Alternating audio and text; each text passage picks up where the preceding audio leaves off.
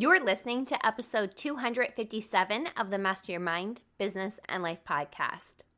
We're wrapping up our energy forecast and update series with one of my absolute favorite topics and favorite guests.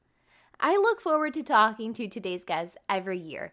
I've rotated many experts for our energy forecast and update episodes, but our numerologist has remained the same.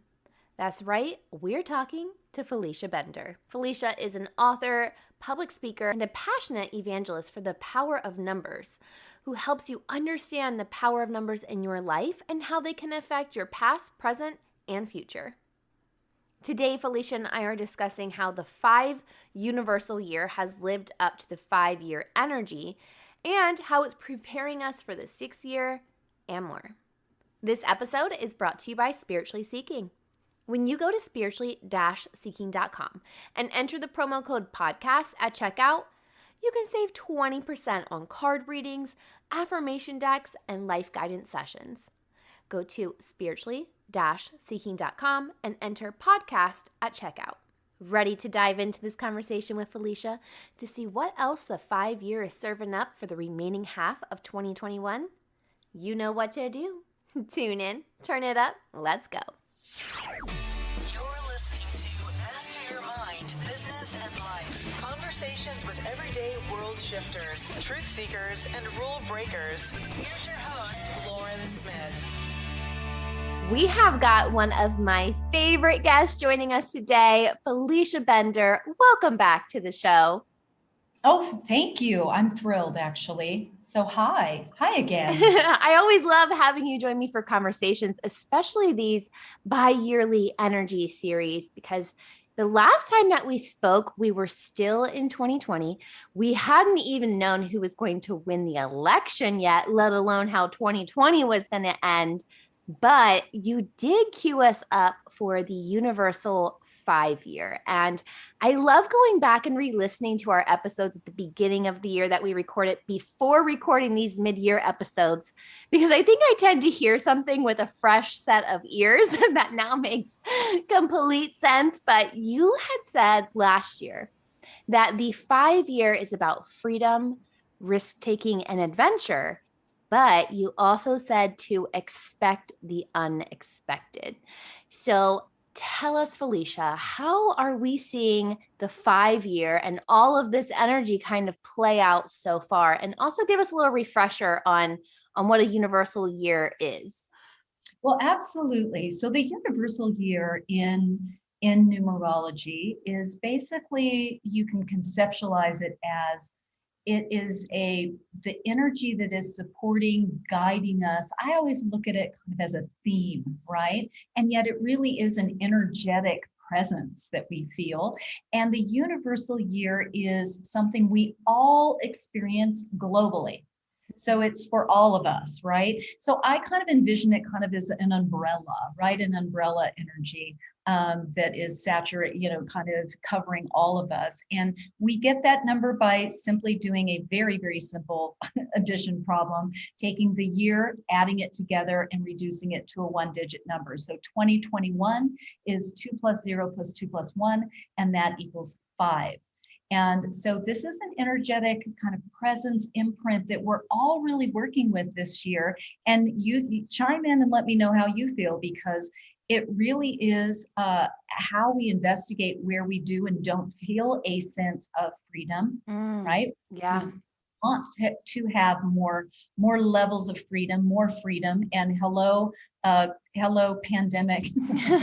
Yeah. Right. The kind of the sequel, the prequel, whatever you want to call it. And yet we're mid-year now. We're just, so it depends on where you live in the world, how much freedom there is and what that means to you. And it's so layered, isn't it? It really is. Yes. Yeah, it really is. We're actually in a process of moving, and we currently live in Florida, which, as most of the United States knows, has been fairly open and free for the most part. But we've been considering a move to Virginia, and they have completely different restrictions. And we've considered, like, okay, well, how does this affect our family? What are we kind of walking away from and walking into? And that's nothing I have ever considered before when it came to moving or even traveling. Exactly. And it's, the other layers there are, the vaccinated and the not vaccinated, Yeah. and, the reasons behind that for each individual person. And then, and then as a collective. So many chewy layers here, I find, in terms of freedom with a capital F, like what that comprises for each person, and then for us as a collective.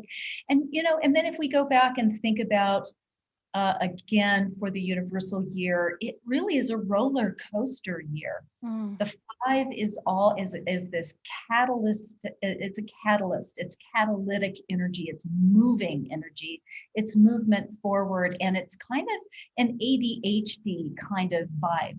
Yeah. I often find that people feel really like they're vibrating, right? Or they're literally on a roller coaster. So many bright and shiny objects, so many things going on, so hard to focus, so hard to prioritize. And yet as you as you experience it, and like, been there, done that, it's kind of that sort of feeling, then you can kind of move into, oh, okay, no, not that, not that, not that. This is the direction, because it really is a year of change for everyone. And it's a pretty substantial pivot point. I mean, how do you see that happening collectively? Yeah. So it's funny because as I mentioned to you earlier today, I spoke with Natha Campanella, astrologer, and this also follows astrology of this very influx year, up and down. And she really just said in the astrology world to just kind of stay on path, like hold on tight, Yeah. and stay on path. It's not the best energy to go do something off the wall crazy that you haven't done before. Like, you may be met with resistance then, but it can feel very hard for people. I know in my personal life, we have been hit with the unexpected. So we had gotten a letter stating that our rent was being increased. Okay, that's one thing. So we considered then maybe it's time to move. 5 days later, we got a letter stating that we actually needed to vacate the premises because our landlords sold their house within 4 days and they have nowhere to go. So they're moving into our house while they wait for their house to be built, which normally we know a house building process can take a while, but it's taking extra long now, right? Like, there's all kinds of unforeseen things being thrown the way. There's a wood shortage, and lumber is crazy expensive right now. So I think like you said, there are so many vast layers of things that we just haven't really had to consciously endure before. Exactly. And I'm glad you brought up the astrology as well, because it always does hold each other's hands. Yes, true sisters. Yes, yes. And definitely in June, which we're in now, wow, we've got the eclipses, we have Mercury retrograde. You and I were speaking of that. Yeah. For a moment, hoping that this all records properly, because you never know with Mercury and retrograde. Bless up. So, yeah, so all of those things are coming into play to really move with this very frenetic energy of this 5 universal year, and we're only halfway through it. So many different levels of exploration around our freedoms, so many different ways in which we're working with. Again, when you work with the 5 in numerology, you're always also working with the oppositional qualities, which you would with any number. And yet the oppositional qualities here are if of course we're seeking freedom and it supports freedom, what do we have to also look at? We have to look at where we feel contained, where we feel restricted, where we feel confined, right? Right. So those are things that are really coming up really, really intensely for most of us. Are you also seeing this with your clients? They're also experiencing this vast change in their personal lives, and a lot of it's attributed to the 5 year. Yes, absolutely, undeniably. And I find that people's lives are, not to be too dramatic about it, kind of just being blown open.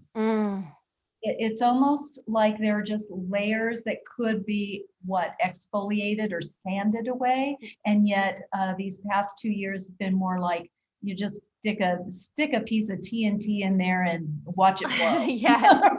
Yeah.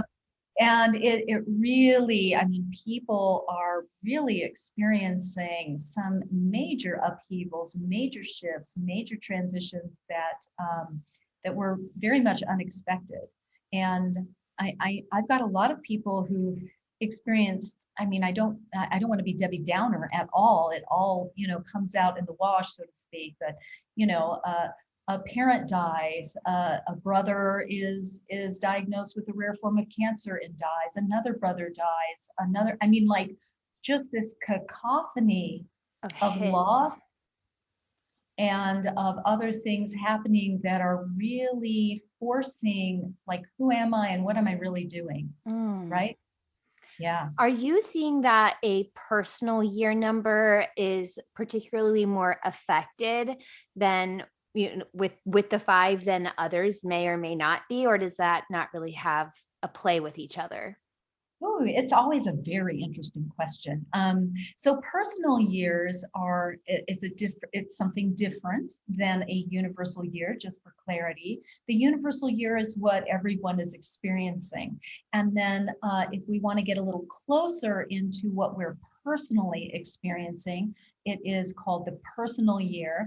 And you get that number by calculating your month and your day of birth. You leave your year of birth in the corner somewhere, just leave that for a moment, and then put in the current year. And so could we use yours? Do you mind? Yeah, January 9th. Okay, so that would be January is a 1, pretty easy. It's the first month. The 9th is a 9. And yet if you, for instance, if you're out there and you don't know anything about numerology, we're always reducing to a 1 digit. So let's say your birthday is December 9th. 1 plus 2, 12 is December. 1 plus 2 equals 3. So December would be a 3. I know it can be a little confusing up front. And yet in this example, we're going to do 1 plus 9, and then we're going to add it 2021, which is the current year, which we know is a 5, because that's what we've been talking about as that universal year. So then we'll add it all together. So 1 plus 9 equals 10, and then 10 plus 5 equals what? We got 15. The 15. So 6. Yeah, 1 plus 5 equals 6. I don't mean to be arduous about it, but some people can get it. Sometimes it's confusing. Yeah, so it is. And I feel like once you learn the breakdown, that's how I see numbers now. I can't even not see numbers without reducing them down. Like I'll look at a timestamps of something and I'm like, oh yeah, I do that with addresses. Yes. Now, I can do math with addresses, which is so bizarre because if you knew me, we're not math people. Yes. More in the arts. Yes. Yes, exactly. So you are in a number 6, which is a perfect time to be moving. Ooh. Right? It's home related and all of that. And yet the question was, are there personal years that are more challenging? I guess with the 5. So absolutely. I find that if you are in a number, let's say a number 5 year, a personal year, and a 5 universal year, you're doubling down on this energy. And let's say you're even on top of all of that, you're a 5 life path. Ooh. Or you have a 5 in your numerology chart, like your birthday or something. You're going to tweak those elements as well. So what is that? So what, Felicia? So what does that mean? It means that you're doubling down on that, which means you're going to feel this really pressing need to find your levels of freedom.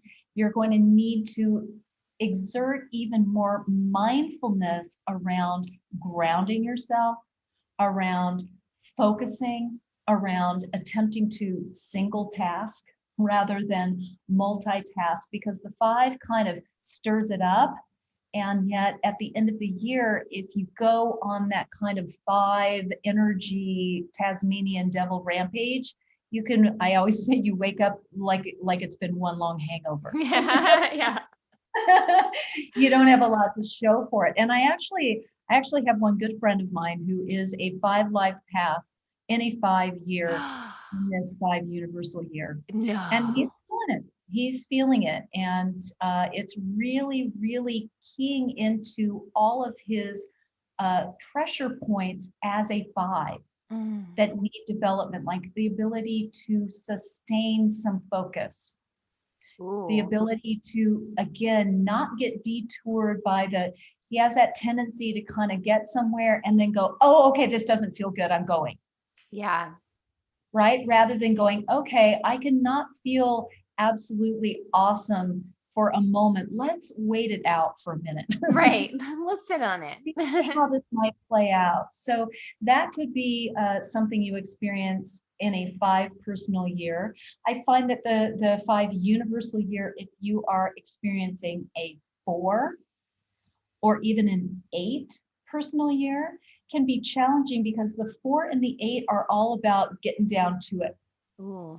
Getting real, getting practical, taking care of business, doing those systematic things in life. And the 5 can really throw some monkey wrenches into it. What kind of how are the two, or how are they similar with the 4 and the 8? I'm sorry. Oh, okay. No, the 4 and the 8. The 4 is the 4 personal year is a time to really get serious and set some structures, some foundations, and some longer range goals that you want to see. It's also a time I find personally in my numerology practice as a time where family stuff comes up. And often it's even ancestral stuff, or not to be too woo-woo about it, but truly it's kind of an ancestral healing time, Yeah. or family of origin time, a time where some old traumas, some old crusty, we all have it on some level, where it just kind of comes up to be revisited, reevaluated, and hopefully dealt with in a different way, right? And that's, and then in an 8 personal year, the 8 is a very intense year that is the beginning of what I would call a 3-year push time. So it is the beginning of a 3-year transition cycle that we will all go through, starting the 8, the 9, and then we move into the 1. So 8, 9, and 1. But the 8 is about power and empowerment. It is a relentless endurance-based year, asking you to get serious and real about your financial life. Yeah. And then also just empower yourself to step up, to step into yourself in a more dramatic and dynamic way. And it's a very, the 8 is a testing number. So it's going to, it's kind of like, I don't know, it's kind of like going to boot camp, something like that. Or having a year where it's that teacher that you kind of love to hate. Yeah. Where the teacher that you feel like picks on you and is really unfair to you and picks you out of the crowd to kind of embarrass or put on the spot and gives you extra work and you don't know why, and it's difficult and there's no sense of humor there, and it's just pushing you. Right. The beauty of it is at the end of the year, of the 8 personal year, metaphorically, it's like walking across that stage and that teacher has that diploma, right? Yeah. And they're standing there, and it's the first time that teacher has cracked a smile. Yeah. The whole year, right? And they hand you that diploma and they go, wow, good job. I know I was hard on you. It was so difficult for me to do, but I knew that if I didn't do that, you wouldn't be pressed and pressured to to surpass even what you thought you could do. Ooh, that's a big, and that's a massive feeling too. So it is like that I've made it feeling. Yeah. Well, and that it was all worth it. Yes, And there was a reason behind that madness, right? Right. There was some reason that you were being picked on. And it's also one of those years where when you survive and thrive at the end of it, you truly do come out with this feeling that if you could do that, you can do anything. Fascinating. And that's really part of that process as well. It's very empowering. If you allow it to be empowering. Yeah, I could see how then being in this 5 universal, and if you have an 8 personal year, that could just be, whoa. Well, exactly, because part of, especially the four wants stability. They right. want, and this you is want, unexpected.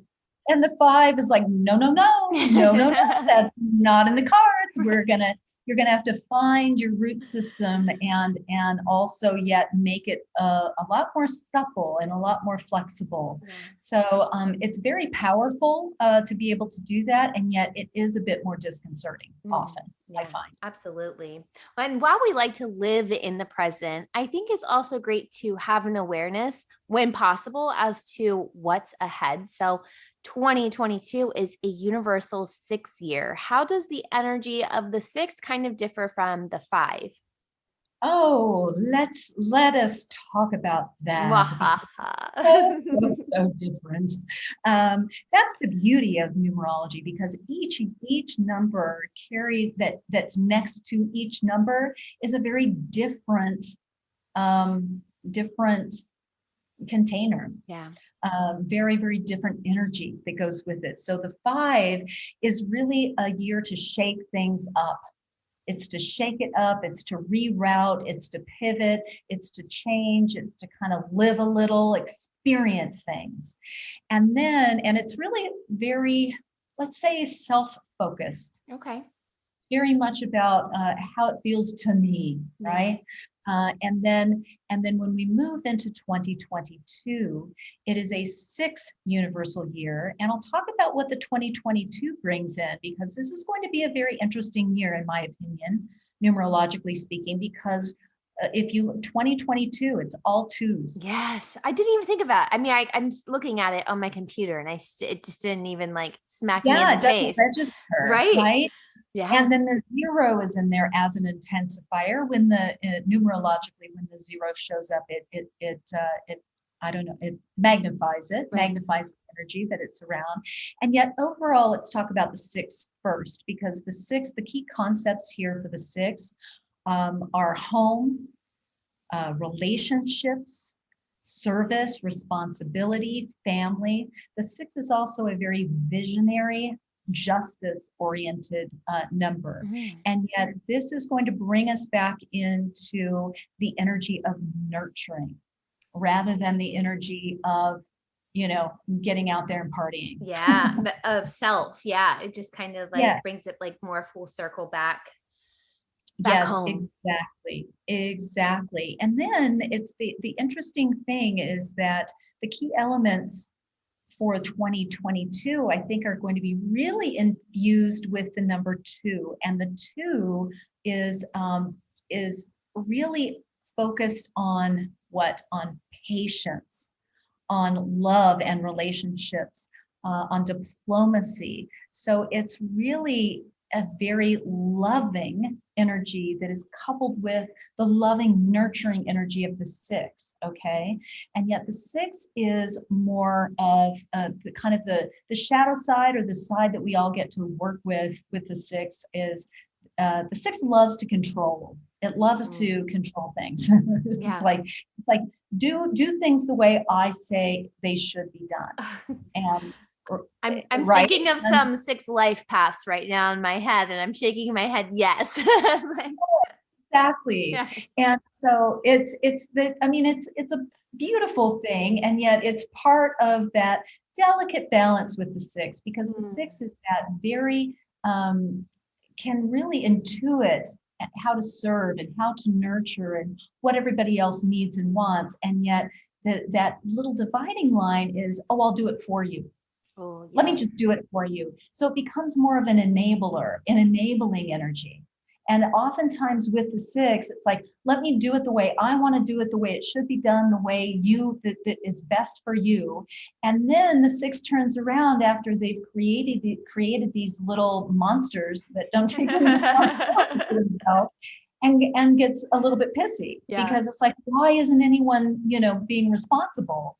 And it's because you've trained them not to be, because you've trained them that you're going to do it for them. So it's that and that's metaphorically speaking, or even if we put it into the expression of it as a cycle, it's going to be where all of us collectively are going to need to let go of some of the shoulds, if not a lot of them. Everyone should feel the way about the vaccine that I do. And if they don't, they're fill in the blank. Right. Everyone should deal with work this way, deal with the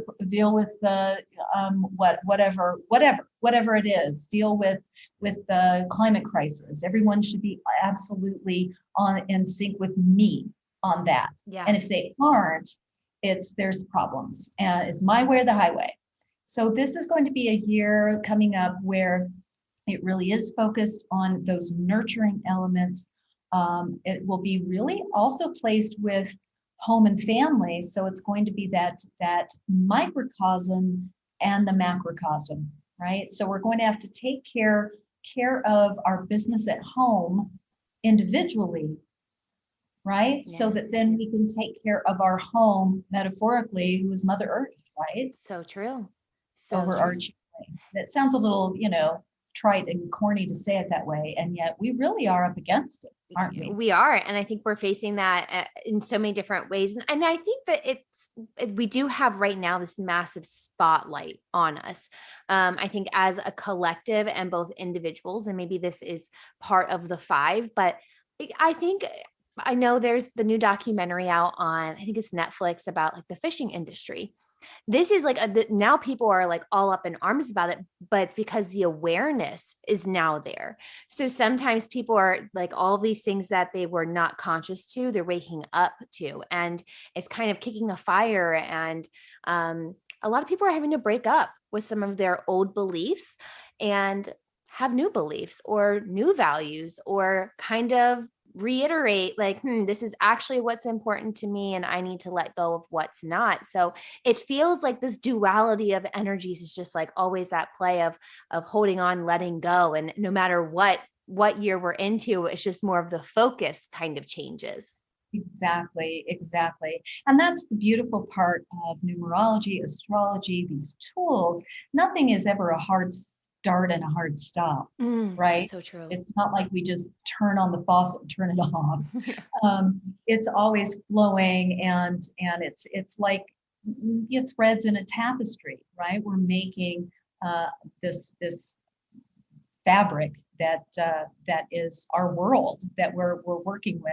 It's really interesting because I've thought about different elements as I'm thinking about the 6th universal year coming up, and we're in the age of Aquarius, where we're having all of these futuristic ideas moving in because of course necessity is the mother of invention, right? Yeah. So we're all moving with that, and I'm thinking about there'll be more innovations like I'm not going to pronounce this correctly, but in Holland they have this new concept for nursing homes, for care for seniors, for elderly, where they set up these villages where residents live and the caregivers are there, and yet it is designed like a village where there's free access to the outdoors, other aspects. They have little coupons or whatever where they can go people can go grocery shop, even go to the pub, so new concepts around how we care for each other. Ooh. How we care for all of us, right? How we do these services. The 6 is very much into how do we provide services, nurturing services for all, especially that 6 is very focused, I find, on the elderly, on children. It's really everyone, and yet there is a focal point there. So I'm hoping and thinking that there will be more of these sorts of breakthroughs, or more of these experiments in shifting around how we even think about aging, how we think about childcare, schools. I mean, even if we think about it after the pandemic, all these buildings are empty. Yeah. And I don't know that they're going to come back the way that so we have this, it's not a clean slate, and yet we have a different slate. It's so to be true. working with. And Yes. it's interesting that the elderly and children would then be the focus, because I almost feel like in 2020 they were neglected. So we had the care homes, you were unable to go and visit your loved ones because they were high risk.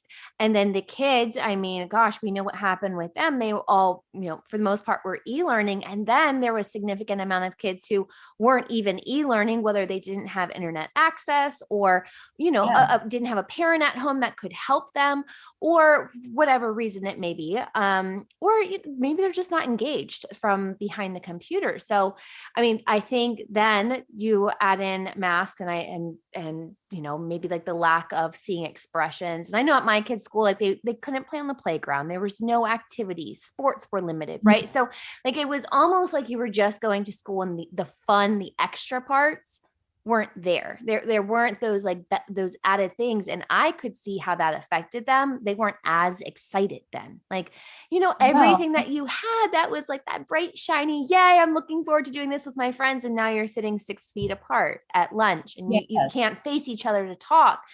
It's very hard emotionally to grasp with. So I do feel that it's interesting that we're kind of going to shift our focus back to the elderly and the kids, whereas maybe in the 4 year they kind of got the brunt of some of it. Absolutely. And I feel as though that visionary element of the six is very much at play. And so I love the idea that there will be hopefully some breakthroughs here, some revisioning, some reimagining to make some really interesting shifting points, things that we couldn't even imagine taking place, right? In terms of our social structures, because, schooling, everything like you're saying, we all understand, or at least I do.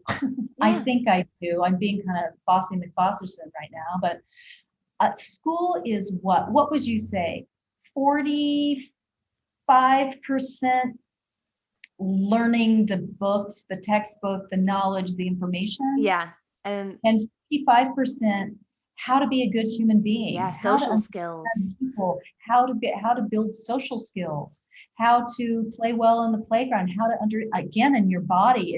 That's the other thing. These kids aren't having the physical activity with the lockdown and all of that, which is an integral and very integral part of all of our health, right? Yeah. So many layers of this going on, and as we bridge into 2022, I think that's going to really be a highlight that we'll all be working with. Whew, well, I am excited and I look forward to it. And I know, we still have to get through the rest of this 5 year, but like you said, expect the unexpected. And I'm sure there's also going to be some fun twists and turns, as well as some gasping moments, but Exactly. we'll And I just would hold hope that, on.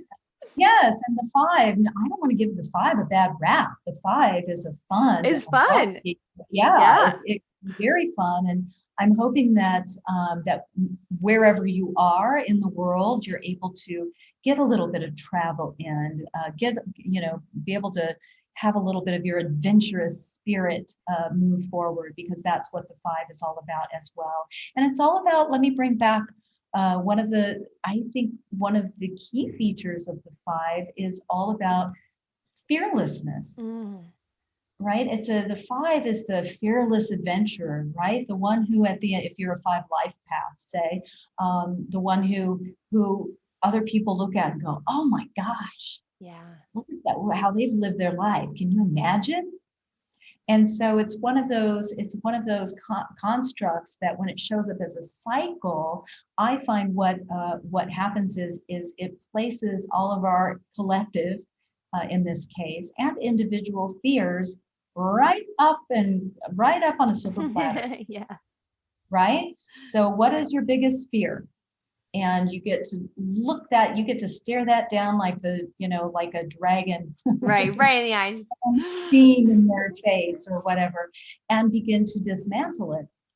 Begin to see it for what it is, because often, not to be too baby Yoda or anything, but our fears are there to guide us and to instruct us and to invite us to sit with them and to dismantle them and to it's even like, I love the image of in The Wizard of Oz, of Dorothy finally throwing the bucket of water on the Wicked Witch, and it makes her melt. Yes. And, right? I mean, it's almost as easy as that. And oh my gosh, if the Wicked Witch was scarier than hell, Yes.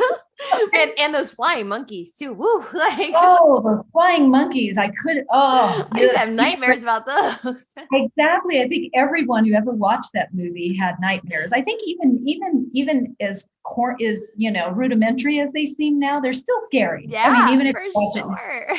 And so it's that, if you think of it that way, it's what are our biggest fears? A lot of people have had to really look at them. People in our lives dying are a biggest fear. Losing our home, losing our financial viability.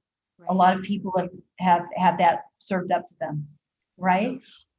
Health concerns have been yes. all of the biggest, the biggest fear factors have been brought up, and it's almost that higher level of what spiritual development, personal development, to really get to this place where you can go, yeah, what if I did lose everything? Yeah, what if?